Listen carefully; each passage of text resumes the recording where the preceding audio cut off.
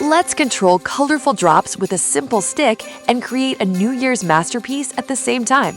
Take a picture of Christmas ornaments, place it inside a transparent plastic sleeve, and coat the sleeve with vegetable oil. Apply glue inside the outlines of the ornaments and stick pieces of paper towel cut to the shape of the ornaments. Use a dropper to pick up colored water and place small bright droplets on the plastic sleeve. Touch a droplet with the stick and slowly drag it toward an ornament. Amazing! The droplet slides after the stick and then soaked into the paper ornament. And when two colors meet, they blend right before your eyes. This isn't magic, it's physics in action. Each drop is a tiny sphere of water held together by surface tension. Water wets wood very well, so as soon as the stick touches the droplet, it clings to it.